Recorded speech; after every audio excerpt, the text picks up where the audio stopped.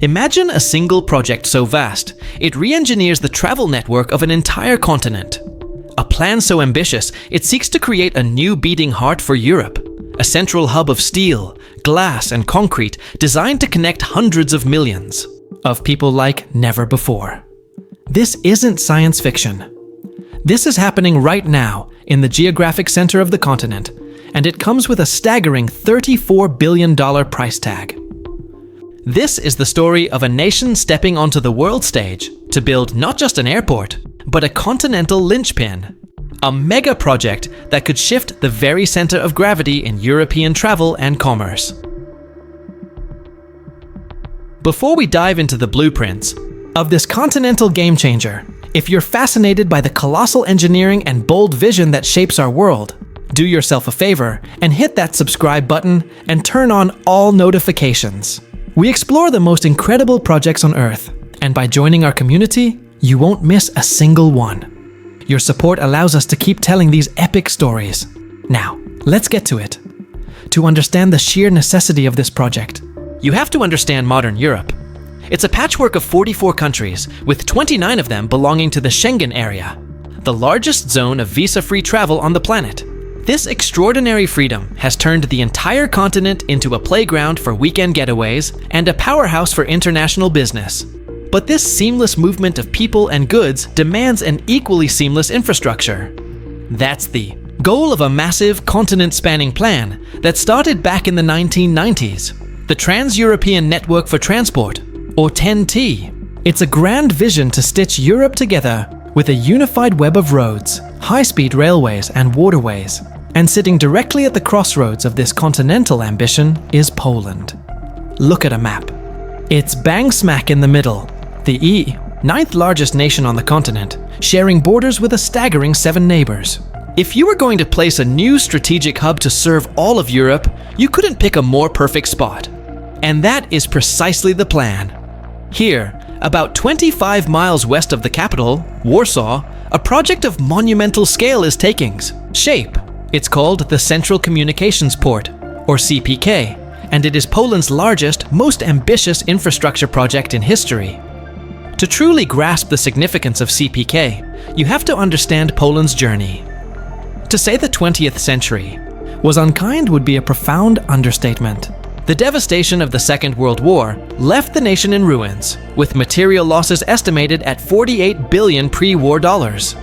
The country was then shackled by Soviet rule during the Cold War, where its potential was stifled and its debts soared. The fact that Poland has not only recovered, but has risen to become one of the most resilient and robustly performing economies in the European Union is nothing short of a miracle of national endeavor. It's a story of grit and determination. And with CPK, Poland isn't just aiming to be a strong player, it's making a bold play to be at the very top of the table. But this raises a critical question. With major hubs already established in Western Europe, why is this colossal project actually needed? The answer starts with what you could call the Poland problem. The country's current main gateway, Chopin Airport in Warsaw, is bursting at the seams. Last year, it handled a record number of passengers, and while an expansion is planned, it's a prisoner of its own urban success. Like any airport built inside a city, it's hemmed in by development, facing physical limits and an overnight curfew that restricts operations. This severely cramps the lofty ambitions of LOT, Poland's national airline, which wants to massively expand its long-haul services and become a key player in global aviation. It has the ambition, but its home base simply can't support the dream. But this is about more than just corporate growth. It's about quality of life. The team behind CPK estimates that 300,000 people in and around Warsaw are directly impacted by the noise pollution from flights at Chopin. For hundreds of thousands of residents, the sound of progress is a constant, droning roar overhead. CPK offers a radical solution. It will be built on a massive greenfield site, a largely rural area covering nearly 2,600 hectares. To put that in perspective, that's double the physical size of London Heathrow, and almost 20% larger than New York's JFK. The potential for intelligent, unconstrained design is immense. The vast majority of properties on the site have already been acquired through a voluntary program. Crucially, modeling shows that noise from this far larger, more modern facility will only impact around 20,000 people, a 15-fold reduction compared to Chopin. The ambition here is clear for Poland, but what does it mean for the rest of Europe? If you look at the continent's major air travel centers, Frankfurt, Paris, Amsterdam, London, they are all clustered in the west. For decades, the invisible lines of the Cold War left a scar on Europe's infrastructure, creating a developmental gap between East and West. CPK is strategically positioned to bridge that gap, creating a powerful new hub for Central and Eastern Europe and fundamentally rebalancing the continent's transport network. And that brings us to the steel spine of this entire operation. CPK is not just an airport. A key part of its mission is the Y Line, a brand new 480-kilometer network of high-speed rail designed to connect Poland's key cities. This will feature the longest railway tunnel in the country's history, a 4.6 kilometer, bored deep beneath the city of Łódź, carved out by a massive tunnel boring machine. It's all part of what's being called the Poland in 100 minutes plan, with trains hitting speeds of 200 miles per hour, making cross-country travel faster and easier than ever before. This line will then seamlessly connect to the Czech Republic's network and to the under-construction Rail Baltica, forging a modern, high-speed link to Lithuania, Latvia, and Estonia. To ensure success, CPK has brought in Ineco, the world-class consultancy that designed and built Europe's longest high-speed railway in Spain. This project is in very, very good hands. The brain connecting this entire national and international network will be the main terminal at CPK.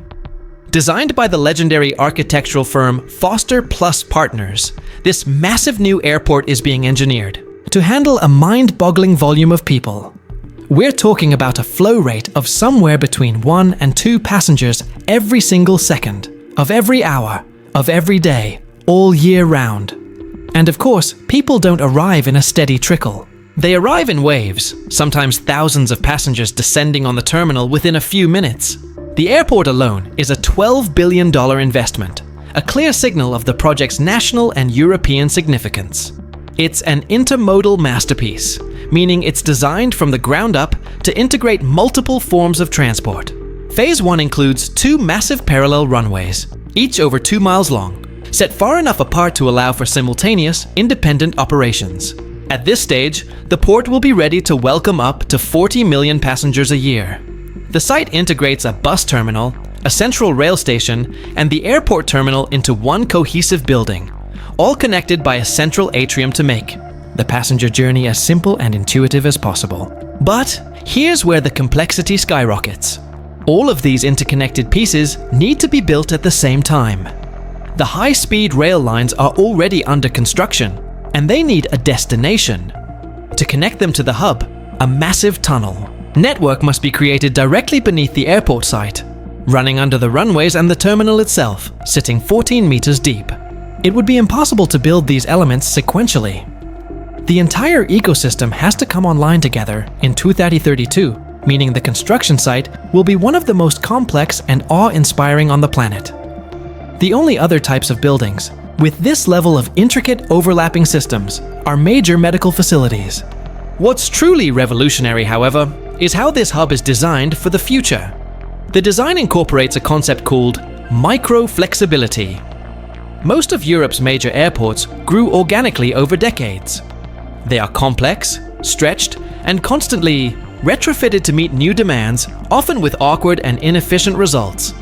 CPK is different.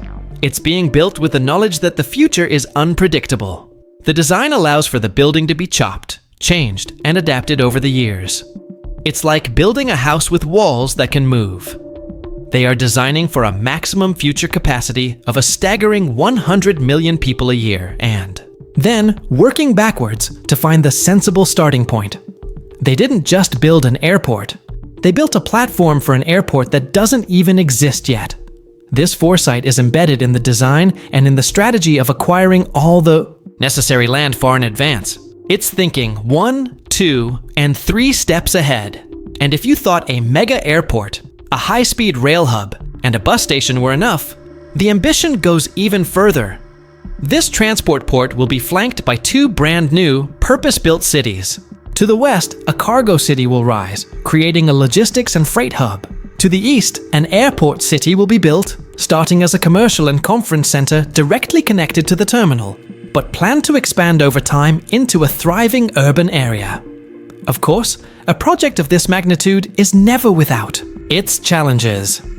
To navigate the complex web of building permits, the entire site has been broken into around 80 smaller sections, allowing work to begin on approved areas, even if others face delays.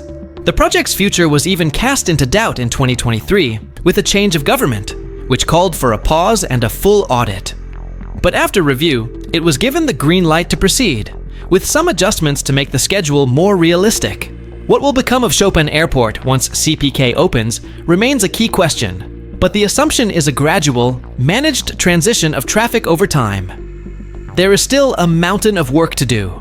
Final homes need to be acquired, hundreds of permits need approval, and massive tenders for each stage of construction must be agreed upon. But the vision is clear, and the work is underway. When its doors open, CPK will be one of the largest and most advanced transport hubs of its kind on the planet. It will be a game changer, not just for the economy and people of Poland, but for the connectivity and future of the entire European continent. It's the construction of a new center, of gravity, a powerful symbol of resilience, and a testament to a nation's ambition to not just participate in Europe's future, but to be its very heart.